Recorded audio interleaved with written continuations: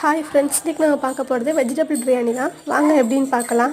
அதுக்கு 2 பெரிய வெங்காயம், 2 தக்காளி, ஒரு பச்சை மிளகாய், இஞ்சி பூண்டு பேஸ்ட்டு, கேரட், பீன்ஸு, உருளைக்கிழங்கு எல்லாம் எடுத்து வச்சுருக்கேன். அரிசியை ஊற வச்சுருக்கேன். இப்போ ஒரு குக்கரில் 2 ஸ்பூன் ஆயில் விட்டுருக்குங்க. 2 ஸ்பூன் நெய் விட்டுக்கோங்க. அதோட இதில் 2 ஏலக்காய், 2 கிராம்பு, ஒரு அன்னாச்சி பூ, 2 பட்டை, 2 பிரியாணி இலை போட்டுக்கோங்க. இது நல்லா பொரிஞ்சதும் நறுக்கி வச்சுருக்க வெங்காயத்தை அதில் ஆட் பண்ணுங்கள். பச்சை மிளகாயும் போட்டுக்கோங்க.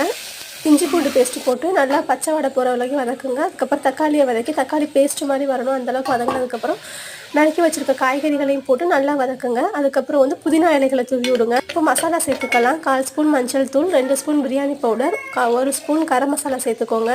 1 கப் ரைஸ் எடுத்துருக்கேன். அதுக்கு 3 கப் தண்ணி ஊற்றிருக்கேன். லாஸ்ட்டு லெமன் புளிஞ்சுக்கோங்க. இந்த மாதிரி பபிள்ஸ் நல்லா கொதிச்சதுக்கப்புறம் நம்ம ஊற வச்சுருக்க ரைஸை அதில் சேர்த்துருக்குங்க. நல்லா கொதி வந்ததுக்கப்புறம் விசில் போடுங்க. ஸ்லோ ஃப்ளேமில் ஒரு விசில் மட்டும் விட்டுடுங்க. அவ்வளோதான், சுவையான biryani ready. Like and share பண்ணுங்கள்.